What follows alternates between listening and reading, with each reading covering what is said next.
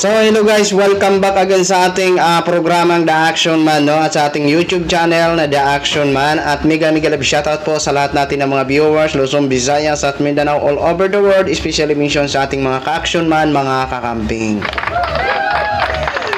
So ito na nga po mga ka-action, mga kakamping, gusto ko lang po i-share sa inyo. Ito nga, patuloy pa rin ang paghahanap nito kay Attorney Harry Roque. Ito na po, nagparamdam na po siya. Ito pala ang mga style niya para hindi siya ma-detect kung nasaan siya. Ito po, pakinggan po natin ang kanyang paliwanag. Yung lahat pasensya na kayo at wala na tayong regular na spokes hour. Alam nyo naman kasi yung PNP, no? Nag-aabang kada broadcast natin para malaman kung saan tayo nagbo-broadcast. Well, kaya ang gagawin natin, iba-ibang oras nang wala tayong pattern at syempre, gamit ang VPN at mabuti na lang marami tayong mga kaibigan all over the place na siyang Ayun! So, nagpapaiba-iba po siya ng oras, mga ka-action, mga kakamping. Paiba-iba ang kanyang oras. Kasi dati, may regular po ito siya na may regular po ito siya na Xbox hour, mga ka-action. Pero sa ngayon, may na po ito siya.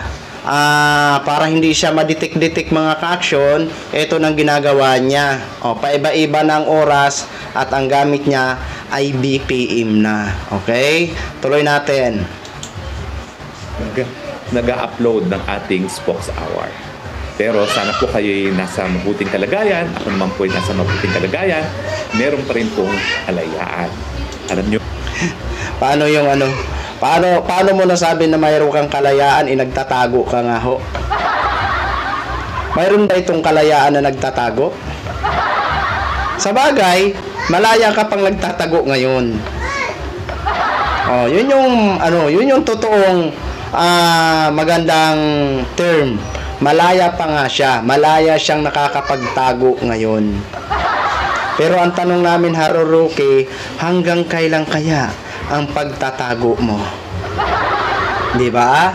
Kung ako lang sa'yo, no, Harry Roque, no, kung ako sa'yo, lumantad ka na lang, sumuko ka na, wala ka talagang magagawa dyan kapag gobyerno na ang kumilos. Kaya payo ko lang sa'yo, no, sumuko ka na, total hindi naman mabigat yan doon ka lang naman i-detain sa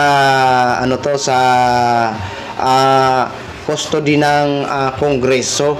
Hindi naman mabigat yan Ano kaya kung talagang may papeles ka o may dokumento ka na hinahanap nila na ipapasa na gusto nilang makita galing sa'yo, isumiti mo para matapos na ang lahat. Ang tanong namin, Harry Roque, may dokumento nga ba? Tuloy. Alam nyo, nung isang araw na ako'y nakulong, doon ko talaga na-realize wala pa rin talagang kapalit ang kalayaan. Lalo na kung hindi makatarungan ang dahilan na nawala ang iyong kalayaan. So, ay talaga naman na wala talagang kapalit ang kalayaan. Oo. Wala talagang kapalit ang kalayaan, 'di ba? Ang hirap po pag makulong ka. Nako, Harry Roque. Ngayon nararamdaman mo na kung paano pala ang nararamdaman kapag nakukulong ang isang tao. Ano pa yan maganda pa nga ang kulungan ng ang detention center ng House of Representatives Paano na lang kaya yung mga iba na nakulong talaga ng mga heinous crime na nandun sa Bilibid, grabe talaga ang sakripisyo nun. Grabe talaga ang pagdurusa nun. Dyan sa'yo, lang naman yan parang nasa bahay ka lang naman di ba? So, paumanhin po, hindi po ako pugante, ako po'y naninindigan sa aking karapatan. Naghahain na po tayo ng petisyon sa Korte Suprema. Hahayaan ko na po na ang proseso ay umusad. Hindi na po tayo magdidiscuss ng merito ng petisyon na yan at nasa mga 15 mahistrado na yan. Pero naniniwala naman po ako na nung nagkaroon ng remedyo na tinatawag na writ of amparo, ang amparo ibig sabihin ay to protect, may kadahilanan po yan para nga po protektahan ang karapatan ng seguridad, ng kalayaan at karapatang mabuhay. Binibigay ko na po ang buong tiwala ko sa hukuman. At ako po ay bilang isang abogado, bilang isang officer of the court, tatanggapin ko po kung ano maging husga ng hukuman. Kung sasabihin ng hukuman, i-produce mo yung mga dokumentong yan, sige po, gagawin ko po yan. Pero hayaan po muna natin umusad ang proseso. Ayan na. So sa tono ng pananalita ni Roque, wala talaga siyang balak na sumuko sa Kongreso. So ngayon, kung ipag-utos daw ng korte na ipakita o i-present ang nasabing dokumento, ipapakita niya, 'di ba? So ang tanong lang namin, kung may dokumento ka man talaga, bakit hindi mo ipakita sa Kongreso? Hindi sana umabot ng ganito. Baka naman mamaya kapag korte na ang mag-utos, baka naman kasi wala ka naman ipakita. So matotal, wala talaga siyang balak na sumuko sa sa kustodiya ng Kongreso. Kasi sabi niya, hahayaan niya na lang daw ang hukuman na humusga at tatanggapin niya kung ano ang husga ng hukuman. 'Di ba? Okay.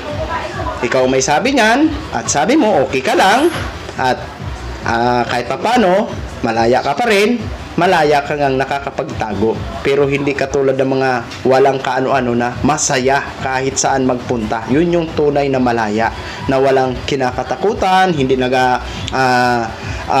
patingin-tingin habang naglalakad, duro-diretso lang, 'di ba? Pero sa'yo, yung tamang termino niyan, malaya kang nakakapagtago sa ngayon. Well, kanina po ay binati ako ng isang nakakagulat na balita. Aba, itong si Melvin Matibag na dating Secretary General po ng PDP Laban ay nagsampa ng disbarment case laban sa akin dahil daw doon sa pulboronic video. Hindi ko pa po talaga alam kung anong aligasyon niya, no? Pero unang-una, nagulat ako kasi paulit-ulit na sinasabi ng Korte Suprema na kami mga abogado, hindi dapat binibigyan ng publicity ang pagsasampa ng mga disbarment. Abay, nag-post pa sa Korte Suprema. Kaya, ewan ko na po, bahala na po mga mahistrado dyan. Hindi ko na po yung pag-aaksayan ng panahon para mag-file pa ng motion to cite in contempt. Tingin ko po, bahala na ang mga Korte Suprema sa kanya dyan dahil paulit-ulit ng pinaalalahanan ng ating hukuman, ang mga abogado, kung kayo magsasampa ng disbarment, huwag niyong bibigyan ng publicity. Ayan. Isipin mo yan, Harry Roque, ha? Dati pa pala yan, dati pa palang PDP Laban yan. Pero ang dati mong kasamaan sa PDP, di ba PDP Laban, yun yung, wala ng kalaban-laban. Biruin mo, dating PDP, inanuhan ka ng disbarment. Di ba? Ito lang po ang masabi namin sa inyo, Harry Roque, no? So, payo lang po ito bilang isang Pilipino, no? Dapat sana para hindi na para matapos na ito, harapin mo na lang. Ngayon, kung may hawak ka naman talaga na dokumento gaya ng hinahanap ng Kongreso sa iyo, bakit hindi mo ipakita? Hindi naman mawawala yan. Gusto lang nila makita kung totoong may mga dokumento ka nga, kasi ikaw na rin ang nagsabi na magpapasa ka. Ngayon, nabigo ka. Kaya ngayon, ang iyong citing contempt dahil sa failure to present your evidence. Yun po yung nagiging citing contempt mo ngayon at kasalukuyang hinahanap ka talaga ngayon ng mga otoridad. Kaya kung nasaan ka man ngayon, gaya ng sabi mo, malaya ka, pero gaya ng sabi ko, malaya kang nakakapagtago sa ngayon. Pero yung malaya talaga na walang kinakatakutan, yun talaga ang sinasabing malayang malaya at masaya na namumuhay. Kaya good luck na lang po sa iyo, Harry Roque, kung nasaan ka man ngayon. Okay? So yun lang mga ka-action, no? Share ko lang po sa inyo.